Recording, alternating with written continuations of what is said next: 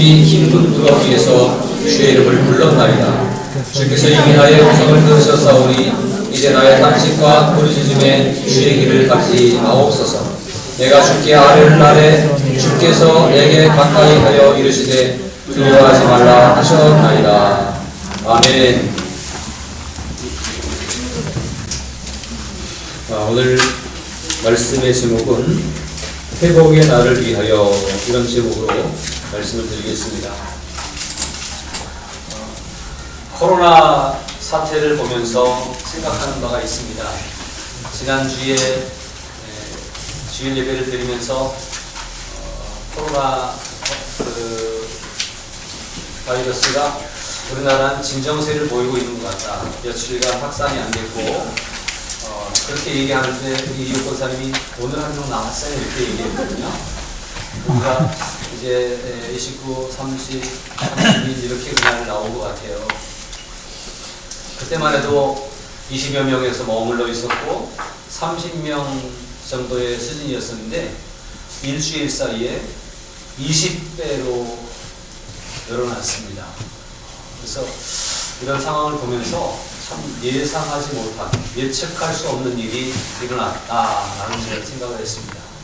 대한민국은 그래도 의료 수준이나 지식 수준이나 문화 수준이나 어떤 사람들의 정서나 모든 수준이 그래도 높아서 이렇게 될 줄은 몰랐습니다. 그래서 나름대로 우리는 좀 뭐랄까요, 청정 국가로 이렇게 지위를 가지고 있었던 것 같은데 지금은 어떤 상황이 됐냐면 한국 여행 가지 말아라, 세계에서 그런 정도가 되어져 버렸어요. 그래서 굉장히 국가적으로 위기를 당하고 있고 또 그 국가적인 어떤 위신이 떨어지는 그런 상황 가운데 있습니다. 이러한 일을 보면서 이럴 줄 아무도 몰랐죠. 누가 일부러 그런 것도 아니고 이런 상황을 보면서 세상 모든 일은 마음대로 되지 않고 앞으로 어떤 일이 일어날 줄 우리는 예측할 수 없는 일들이 얼마나 많은지 알 수 없다. 그래서 제가 느끼는 바는 인생에는 예측할 수 없는 일도 참 많다라고 하는 그런 생각을 합니다. 여러분 어떻습니까? 오늘 우리가 이렇게 있지만 또 내일 어떤 일이 일어날지 모르고 우리는 모든 인생 가운데서 내 개인적인 인생이 앞길에서 가정적인 상황에서 교회에서도 어떤 일이 일어날지 알 수 없는 것이 오늘 우리가 살아가고 있는 인생의 모습입니다. 그래서 미래를 예측할 수 없고 내다볼 수 없는 연약한 인생이기 때문에 우리가 할 수 있는 것이 뭐냐면 모든 것을 아시고 모든 것을 인도하시는 하나님께 더 기도하며 매달리는 것이 바로 우리가 해야 될 일이 아닌가라고 하는 것입니다. 그래서 어려울수록, 이런 위기가 올수록 더욱더 기도하는 우리들이 되어야 할 것 같습니다. 또 한 가지 이 사건 속에서 깨닫는 바는요, 이런 겁니다. 보이는 것보다 보이지 않는 것이 더 강하고 무섭더라라고 하는 겁니다. 코로나 바이러스가 이렇게 인터넷처럼 우리가 좀 날라오면 싹 피하면 되잖아요. 우산으로 막든지 잡으면 되잖아요. 근데 보이지 않기 때문에 이렇게 속수무책으로 당하는 거예요. 어제까지 같이 앉아서 밥 먹고 그랬던 사람이 바이러스가 있었는지 없었는지 모르기 때문에 당한 거예요. 근데 그 사람을 탓할 수도 없잖아요. 그 사람도 몰랐으니까. 그러니까 뭐 우리가 지금 31번, 31번 그러는데 사람 이름 안 부르는 게 당연히 합니다만 그 사람에게 책임이 사실 있는 것은 아니에요. 의도적으로 일부러 그런 게 아닙니까? 그런데 어쨌거나 보이지 않는 것이 참 무섭다, 보이지 않는 것이 더 강하다라고 하는 것을 새삼 느끼게 되어집니다. 이 땅에 우리는 보여지는 것들 때문에 우리의 마음을 빼앗기고 우리 인생의 방향을 설정하고 쫓아가는 경우가 많습니다. 보여지는 것이 유혹하니까 보여지는 대로만 가는 그런 경우들이 참 많습니다. 그러나 사실은 보이지 않는 어떤 것이 있음을 인식하고 인정하고 그것을 끊임없이 보기 위해서 노력하는 그러한 우리들의 노력이 있어야 될 줄로 믿습니다. 믿음이라고 하는 것이 그렇지 않습니까? 하나님이 보이지 않잖아요? 하나님, 보이지 않으신 하나님이 분명히 계시고 보이지 않는 것이지만 우리의 믿음이 참 중요하고 또 이 바이러스가 강한 것처럼 이 믿음이 보이지 않지만 대단한 능력이 있고 힘이 있다라고 하는 것을 다시 한번 깨닫고 인정하는 그런 우리 모두가 되었으면 좋겠습니다. 보이지 않지만 우리가 하나님께 기도하는 그 기도가 하나님께 응답되고 상달되어서 이 모든 어려움을 극복하게 하고 이기게 할 줄로 믿습니다. 세상의 어떠한 것보다 하나님은 강하십니다. 우리가 보이지 않지만, 그렇죠? 그러나 그 하나님께, 보이지 않으신 하나님 앞에 기도할 때 모든 것을 능히 감당하고 이기게 될 줄로 믿습니다. 그래서 보이는 것만 추구하는 우리들이 아니라 보이지 않는 것도 있음을 인정하고 보이지 않지만 강하고 힘 있는 것을 쫓아가고 추구하고 따라갈 수 있는 그런 우리들이 될 수 있으면 좋겠습니다. 오늘 우리가 본문을 보면서 이 어려운 위기 속에서 우리가 어떻게 대처할까, 또 이 위기를 어떻게 극복하고 회복의 그 은혜를 경험할 수 있을까라고 하는 생각을 하면서 첫 번째, 우리가 이 어려움을 극복하고 회복하기 위해서 이 시대적인 아픔을 품고 눈물을 흘리는 성도가 되어져야 한다라고 하는 사실이에요. 코로나 바이러스의 문제는 걸린 사람 어떤 사람만의 문제가 아니라 이 나라 전체가 지금 가슴 아파해야 되고, 그리고 풀어가야 될 그러한 숙제이고 문제입니다.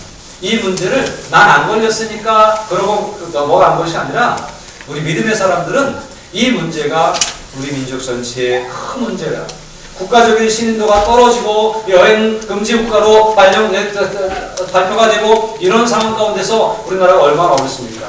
경제적인 위기가 얼마나 왔습니까? 식당에 사람이 안 오는 거예요. 어떤 가게에도 사람들이 안 보이지 않는 거예요. 모든 통신, 교통수단도 다 지금 사람들이 접근하지 않는 거예요. 그래서 경제적인 위기가 있고 모든 어려움이 있습니다.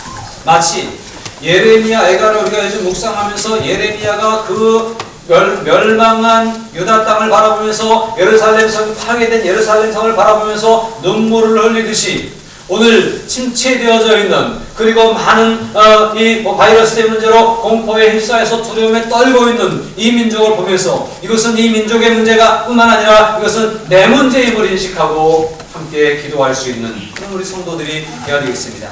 예레미야 선지자는 3장 1절에서 이 상황 가운데 나도 고난당하고 있다라고 고백을 하고 있습니다.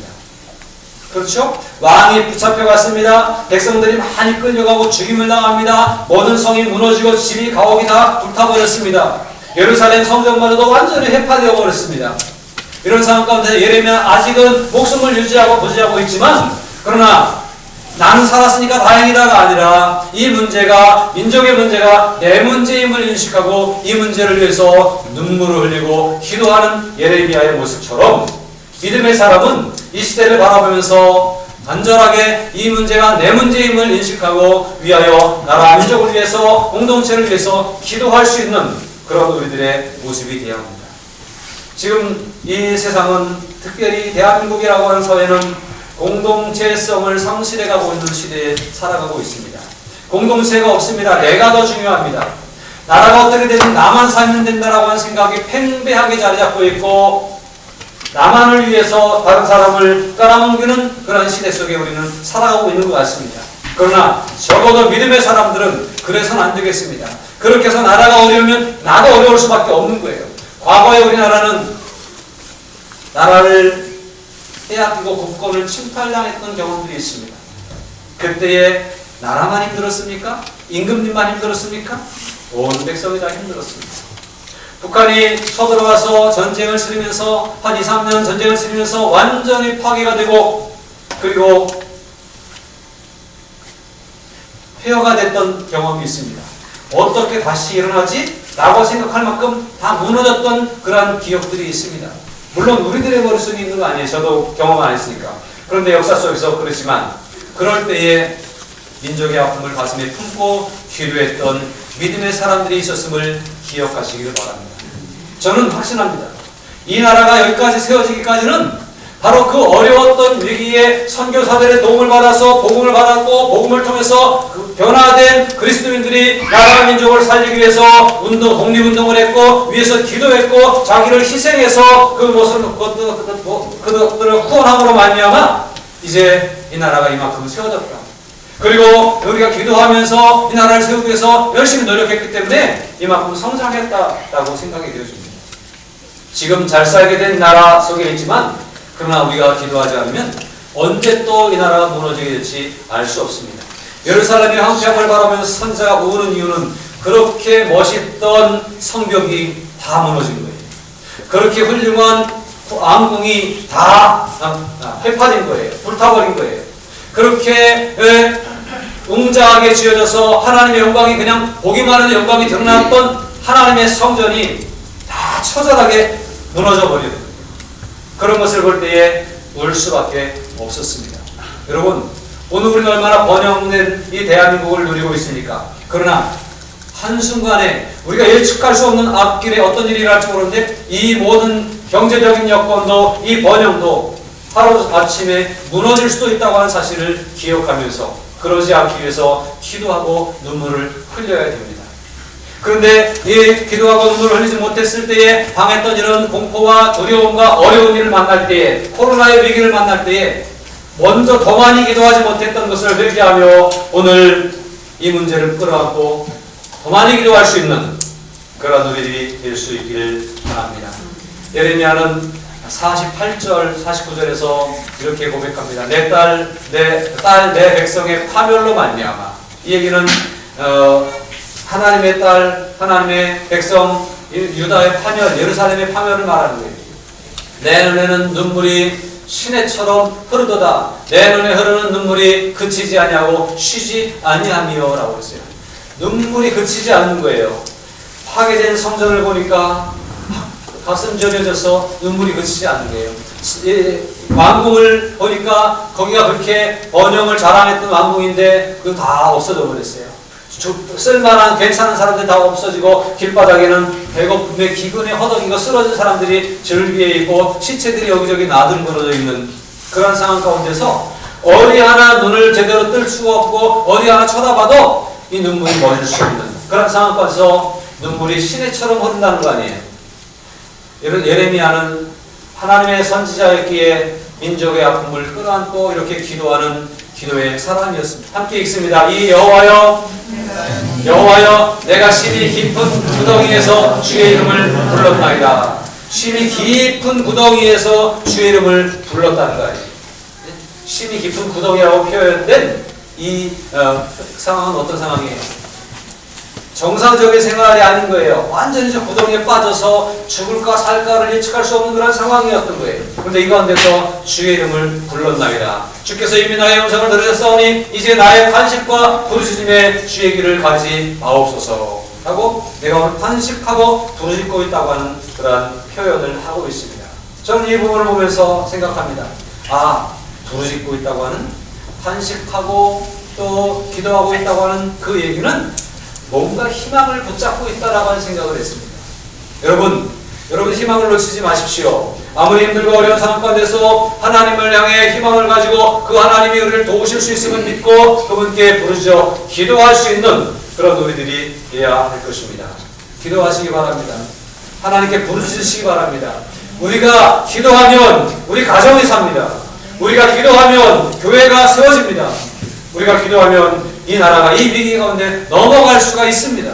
그러므로 기도로 세상을 정복하고 다스릴 수 있는 믿음의 사람들 되시기를 주님의 이름으로 축복합니다. 두 번째로 이 말씀 가운데 기억해야 될 것은 하나님께로 돌아가야 된다는 거예요. 왜 이러한 위기가 왔는가라고 하는 사실이죠.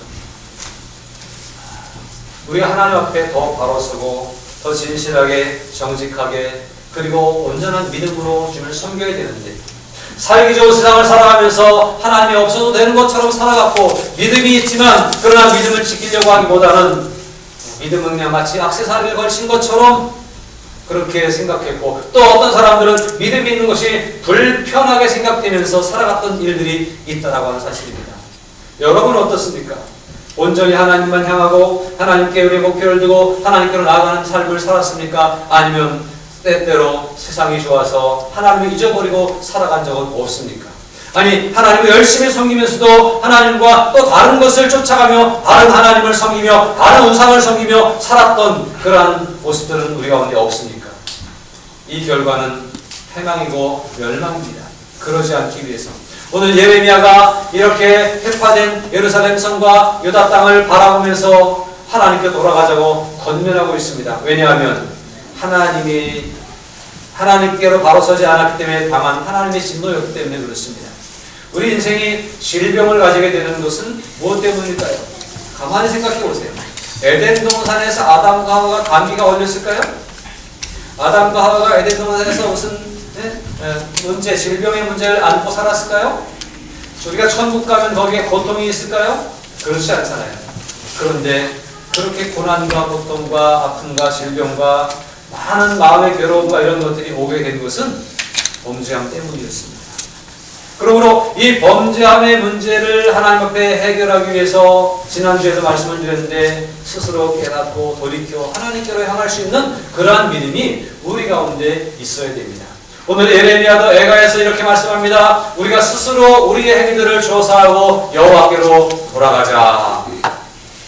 왜요? 지금 이 상황이 문제가 어디서부터 온 거냐? 하나님께로부터 왔지만 그러나 이 문제가 왔던 원인은 우리 인간들이 제공했다고 하는 사실이에요. 하나님을 바로 섬기지 못했고 하나님께 더 기도하지 못했고 하나님을 의지하고 하나님 뜻대로 살지 못했던 그 연약함 때문에 이러한 문제가 왔으니 이 문제를 바로잡기 위해서 하나님께로 마음을 돌이키고 하나님께로 삶을 돌이켜서 나아갈 때에 이 문제가 해결될 수 있다라고 하는 거예요. 우리의 마음과 손을 아울러 하늘에 계신 하나님께 들자는 거예요. 우리의 삶의 방향을 하나님께 두고 살아가게 되면 지금 비록 힘들고 어려워도 회복될 줄로 믿는다라고 하는 사실입니다. 여러분, 이 코로나 위기 속에서 특별히 믿음의 사람들이 이 대한민국에 얼마나 많은 믿음의 사람들이 있습니까? 하나님께 기도하고 나부터 잘해야지 그러면서 하나님께로 마음을 향하게 될 때에 모든 고난이 지나가고 극복하게 될 줄로 믿습니다. 하나님께로 마음을 향하시기 바랍니다. 하나님께로 마음을 향하고 기도할 뿐만 아니라 도와달라고 기도하는 것뿐만 아니라 하나님의 백성답게 살아가는 그런 모습들도 필요한 거예요. 누가복음 3장에 보니까 회개에 합당한 열매를 맺으라는 거예요. 나는 하나님 백성이니까 나는 교회다니까 나는 기도했으니까 되는 게 아니라 기도했으니까 기도한 사람처럼 살아가는 삶이 필요한 거예요. 그것이 하나님께 돌아가는 거예요. 마음만 입술만 돌아가는 것이 아니라 삶이 돌아가고 인생이 하나님께로 돌아갈 수 있는 그러한 우리들이 되어져야 하는 것입니다. 에베소 5장 8절과 9절에도 이렇게 말씀합니다. 너희가 전에는 어둠이더니 이제는 주 안에서 빛이라. 무엇처럼? 빛의 자녀들처럼 행하라 라고 그렇게 말씀하고 있습니다. 성경은 많은 부분에서 우리가 믿음의 사람답게 살아가기를 요청하고 있습니다. 그것이 하나님께로 돌아가는 모습입니다. 빛의 열매는 무엇입니까? 착하게 살아야 되는 거예요. 의롭게 살아가야 되는 거예요. 진실함으로 살아가야 되는 것입니다. 세상은 다 거짓과 속임수 일관되어 있지만 지금 이 코로나가 더 위기가 오고 더 힘든 것은 신천지의 거짓 술수들 때문에 더 그렇습니다. 신천지라는 걸 다 숨겼잖아요. 그리고 그거 숨겨놓고 감추고 그리고 들어가서 지금도 아직도 입을 안 여는 사람도 있는 거예요. 그러니까 계속 퍼져나가는데 어디서부터 잡아야 할지 모르는 것은 진실하지 않기 때문입니다. 그러나 이러한 때에서부터 깨닫고 얼마나 우리가 진실해야 되는가, 우리가 얼마나 솔직하게 살아야 되고 거룩하게 살아야 되는가를 다시 한번 돌이킬 수 있는, 그래서 하나님께로 마음을 향하고 우리의 삶을 향할 수 있는 그러한 우리 모두가 될 수 있기를 주님의 이름으로 축복합니다. 세 번째로 이 위기를 잘 극복할 수 있는, 이 위기를 회복의 기회로 삼을 수 있는 비결이 있다면 그것은 바로 하나님의 구원과 회복에 대한 믿음의 확신을 가지는 것입니다. 여러분, 우리는 할 수 없습니다. 우리가 어디 의지하거나 기댈 곳은 없습니다. 그럼 어떤 방법이 있어요? 오늘 우리가 이 상황 가운데서 이 위기를 극복할 수 있는 비결은 하나님이 도와주시는 방법밖에 없다는 거예요. 나라에서 얼마나 노력하고 있는지 모릅니다. 보건국에서 얼마나 지금 신경 쓰이는지 모르겠어요. 그런데 이게 감당이 안 되는 거예요. 사람들이 말하는 대로만 쫓아가는 거예요. 환자들이 다 말하지 않으면, 또 다 기억하지 못하면 이게 어디서 어디까지 막아야 될 줄 알 수가 없는 거예요. 그러나 하나님의 도움을 구하고 하나님의 능력으로 마치 애굽에서 기적을 일으키셨던 것처럼, 광야에서 수없이 많은 기적을 보여주셨던 것처럼 하나님이 그렇게 싹 쓸어내 주시는 그러한 역사가 있도록 기도하면서 하나님의 도움을 구하고, 하나님께 도움을 구하면 하나님은 능히 하실 수 있음을 믿으시기를 바랍니다. 조금 전에 우리가 부른 찬송가 중에서도 6월절 그 양의 그 피로 내가 믿는다는 거예요. 왜요? 그 피를 발랐더니 그 모든 재앙이 넘어갔잖아요. 넘어가는 역사가 있다고 하는 사실이에요. 왜? 하나님의 능력 가운데서. 애굽에서 많은 사람들에게 재앙이 임했는데 하나님의 능력 가운데 붙잡혀 있던 하나님 백성들에게는 그 재앙이 넘어가는 거예요. 어떻게 파리가 다 날라오는데 저 집은 파리가 오는데 우리 집은 파리가 안 와요. 파리가 무슨 경계가 있어요? 그런 역사가 있는 것은 하나님의 능력이라고 하는 사실입니다. 그러므로 물론 나만 구원받기 위해서는 아닙니다. 하나님 이 나라를 지켜주세요 라고 하면서 하나님께 기도할 때 하나님은 능히 하실 수 있다고 하는 믿음의 확신을 가지시기를 주님으로 축복합니다. 성경은 말합니다. 하나님이 이런 마음의 표현을 하셔요. 이사야 49장에 있는 말씀인데 여인이 어찌 그 젖먹는 자식을 잊겠으며 자기 태에서 난 아들을 긍휼히 여기지 않겠느냐. 그들은 혹시 잊을지라도 나는 너를 잊지 아니할 것이다. 이게 무슨 말씀이에요? 엄마가 자기 자식은 못 잊잖아요. 예? 엄마가 자기 자식은 포기가 안 되잖아요. 잊어버리지 않잖아요. 그런데 혹시 그가 그 자식을 포기하는 일이 생길지 모르지만 그럼에도 불구하고 나는 내 백성을 포기하지 않겠다 그런 말씀이에요. 저와 여러분 하나님 백성인 줄로 믿습니다. 하나님의 자녀가 된 줄로 믿습니다. 하나님의 자녀가 된 우리들을 하나님은 결코 잊지 않고 포기하지 않으시겠다는 거예요. 우리를 잊어버리지 않기 위해서 당신의 손바닥에 우리 이름을 새기셨고 우리의 삶을 여기다 새기셔서 날마다 손바닥 보듯이 보고 계시다고 하는 사실이에요. 오늘 우리가 예배하는 이 모습도 주님이 손바닥 보시듯이 보고 계시고요. 우리가 또 이제 예배를 마치고 흩어져 갈 때에도 하나님은 우리의 손바닥에 우리를 새기시고 손바닥 보시듯이 우리를 보고 계시고 지키시는 하나님이십니다. 이런 사랑의 하나님, 우리를 지키시고 돌보시는 하나님 앞에 우리가 믿음의 확신을 가지고 모든 것을 맡겨드릴 수 있는 그런 우리들이 되어야 되겠습니다. 오늘 본문의 말씀입니다. 내가 주께 아뢰는 날에 주께서 내게 가까이 하여 이르시되 어떻게 하지 말라? 두려워하지 말라. 이 얘기는 뭘까요? 하나님 지금 이 상황이 됐습니다. 살 수 없습니다. 도와주세요. 그러면서 못 살겠습니다라고 탄식하며 부르짖는 예레미야에게 하나님은 걱정하지 마, 두려워하지 마 라고 말씀하시고 있다고 합니다. 오늘 저와 여러분이 이 나라가 당한 이 코로나19의 위기 속에서 하나님 도와주세요. 이 민족을 건져주세요. 라고 기도하는 그날에 하나님이 우리에게 걱정하지 말라고 두려워하지 말라고 말씀하시고 있다고 하는 사실을 믿으시기 바랍니다. 우리가 부르짖어 기도하면 하나님은 반드시 응답하셔요. 두드리고 구하고 찾으면 하나님은 반드시 우리에게 역사해 주신다고 말씀하고 있지 않습니까? 그러므로 두려워하지 마시기 바랍니다. 그리고 기도하시기 바랍니다.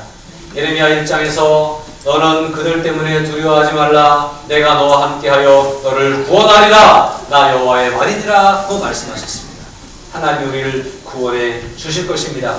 예레미야 29장 12절은 말합니다. 너희가 내게 부르짖으면 내게 와서 기도하면 내가 너희들의 기도를 들을 것이요 너희가 온 마음으로 나를 구하면 나를 찾을 것이요 나를 만나리라.